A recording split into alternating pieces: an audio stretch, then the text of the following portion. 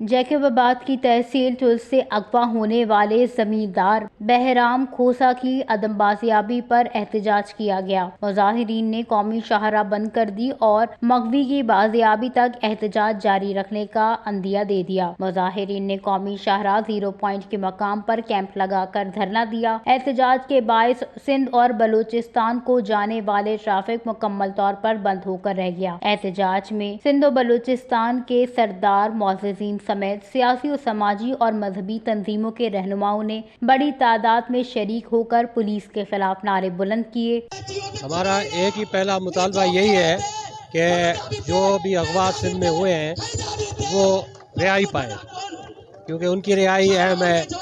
जो उन पर तशद्दुद हो रहा है, जिस तरह की वीडियोज़ आ रही हैं, वो बहुत दुख दे रही हैं।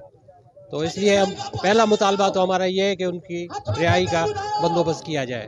मुतालबा हमारा यही है कि मीर बहराम खान को आज़ाद करवाया जाए।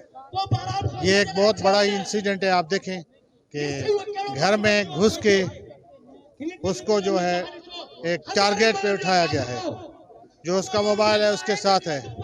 पुलिस की तरफ से जो ये कार्रवाई है, इसी वक्त तक जो जियो फेंसिंग है उसकी कोई रिपोर्ट नहीं है। उसके मुताबिक इस वक्त तक क्यों ट्रेस किया नहीं जा रहा है? इस तरह हुआ तो बहुत सारे लोग उठाए जाएंगे, उठाए जा रहे हैं। अभी तक वहाँ की पुलिस ने तो कुछ भी नहीं किया। हमारा मुतालबा ये है कि मीर बहराम खान को आज़ाद करवाया जाए। एहतजाज में शामिल मुजाहिरीन का कहना था कि मगवी बहराम खोसा को अगवा हुए 3 हफ्ते गुजर गए, लेकिन मगवी की बाजियाबी के लिए पुलिस की जानिब से किसी किस्म का कोई ताउन नहीं किया जा रहा। मगवी जमींदार बहराम खोसा की रिहाई के लिए अगवाकारों ने 1 करोड़ रुपए ताउन तलब कर रखा है, जिसके बायस बुरसात खासी परेशानी में मुब्तला हो चुके हैं। मुजाहिरीन का मजीद कहना था कि मगवी की रिहाई के लिए पुलिस जरूरी इकदाम करें और फैली बेचैनी को खत्म किया जाए।